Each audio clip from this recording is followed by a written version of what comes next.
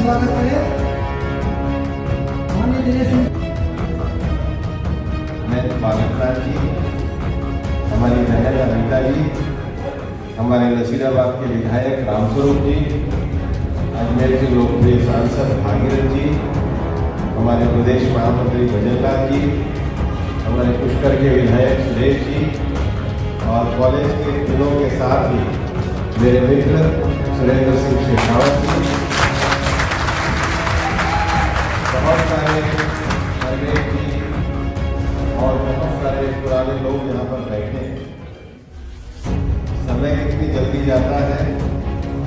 30 साल से पहले हम वो लाला बना अजमेर छात्र संघ में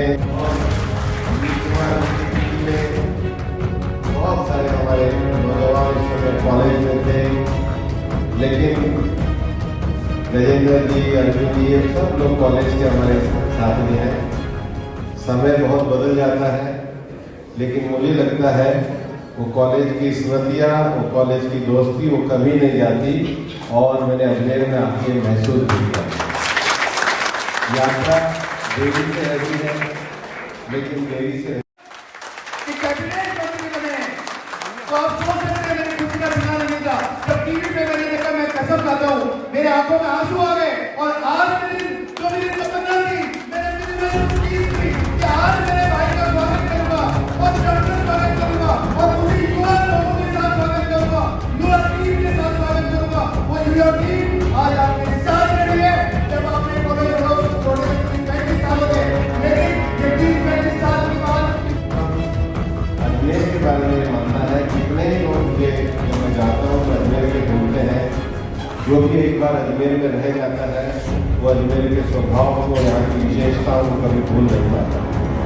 ये ऐसा शहर है जिसमें सब लोगों को मान सम्मान और स्थान मिलता है।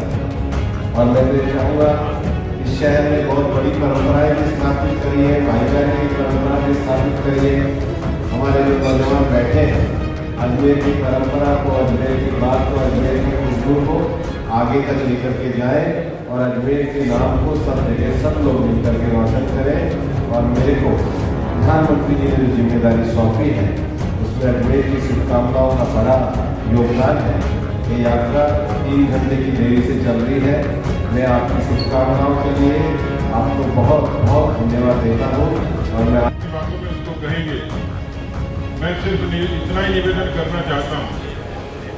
देश की जनता ने बड़े बदलाव को देखा और आपने ये भी देखा कि किस तरीके से राजनीति में शुचिता को हासिल किया जा सकता है, किस तरीके से राजनीति को इंद्रधनुषी बनाया जा सकता है, किस तरीके से सारे समाज को साथ लेकर काम किया जा सकता है, किस तरीके से देश के किसानों की, नौजवानों की, महिलाओं की आवाज सुनी जा सकती है और आम आदमी के जीवन में बदलाव लाया जा सकता है।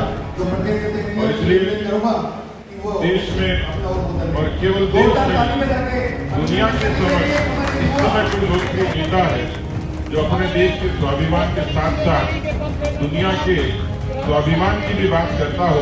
कि हम सब का सौभाग्य है कि आज हम ऐसे नेता के नेतृत्व में, प्रधानमंत्री नरेंद्र मोदी जी के नेतृत्व में हमको काम करने का अवसर मिला। और दूसरी भूमिका है जो छलावा राजस्थान की जनता के साथ हुआ, उस पर राजस्थान की सरकार को बेनकाब करने की आज हम सबका सौभाग्य है। और ये सौभाग्य केवल भारत में पैदा होके और भारतीय जनता पार्टी के राजनीतिक विचार से जुड़ के ही हासिल हो सकता है। एक साधारण घर में किसान कौम में पैदा हुआ विद्यार्थी परिषद और युवा मोर्चे का कोई कार्यकर्ता जो दुनिया की सबसे दमदार मोदी सरकार में केंद्रीय मंत्री के पद पर पहुंचता है, तो देश का जो सुनहरा इतिहास लिखा गया, उस सुनहरे इतिहास में आपातकाल का संघर्ष भी था कि जिसने इस देश की तानाशाह को धूल चटा दी और एक ऐसी लोकप्रिय सरकार काबिज हुई। लेकिन कालांतर में किसी परिस्थितिवश वो प्रयोग चला नहीं, पर देश की जनता बदलाव के लिए उत्साहित थी और इसलिए 90 के दशक में अटल बिहारी वाजपेयी जी का आगमन हुआ और इस देश में सुशासन और विकास की नई शुरुआत हुई। इस देश में अराजकता भ्रष्टाचार के खिलाफ एक लड़ाई का आगाज प्रधानमंत्री मोदी जी ने किया। भारतीय जनता पार्टी राजस्थान के हमारे सम्मान्य प्रदेश अध्यक्ष सम्मान्य सतीश पूनिया जी, केंद्र सरकार में मंत्री और इस पूरी यात्रा में मेरे सहकारी रहे सम्माननीय कैलाश चौधरी जी, अलवर के हमारे सांसद महेंद्र बालकनाथ जी, अजमेर जिले में पहुंची थी, उसको इस सभागार में आने में 8 घंटे लग गए। इतना बड़ा प्रेम और स्वागत जो अजमेर का मेरे को मिला है, मैं आपको हाथ जोड़ के प्रणाम करता हूँ, मैं आपको वंदन करता हूँ। और ये आशीर्वाद माननीय प्रधानमंत्री नरेंद्र मोदी जी को। हम तो कार्यकर्ता के नाते केवल एक निमित्त बनकर के इस यात्रा में आए हैं। वास्तव में तो जब संसद का सत्र प्रारंभ हुआ था और देश के मंत्रिमंडल का प्रधानमंत्री जी ने विस्तार किया था, तो पहली बार मंत्रिमंडल का विस्तार इस प्रकार से किया गया कि देश के सुदूर भागों से समाज के सभी वर्गों को प्रतिनिधित्व करते हैं। सबसे ज्यादा ओबीसी समाज के मंत्री बनाए गए, सबसे ज्यादा दलित, सबसे ज्यादा आदिवासी और सबसे ज्यादा महिला मंत्री अगर बने तो इस मंत्रिमंडल में बने, लेकिन उनको कांग्रेस ने संसद से परिचय नहीं कराने दिया, संसद को चलने नहीं दिया और न केवल संसद को चलने दिया बल्कि देश के लोकतंत्र को अपमानित करने का प्रयास किया। संसद कानूनों को फाड़ के, किताबों को फेंक के और टेबल पर डांस करके चल सकती है, और इसलिए इसका जवाब देने के लिए हमने जन आशीर्वाद यात्रा को किया है। और जनता का इतना बड़ा आशीर्वाद जो आज प्रधानमंत्री नरेंद्र मोदी को मिला है, वो आशीर्वाद आत्मनिर्भर भारत बनाने के लिए संकल्प है। लगभग 30 साल पहले अजमेर से लॉ की परीक्षा उत्तीर्ण करके मैंने सर्वोच्च न्यायालय में वकालत करी और 30 साल में बार बार ऐसे अवसर आए जब मेरे को बार बार अजमेर की धरती का मोह और अजमेर का भावनात्मक लगाव खींच लाया।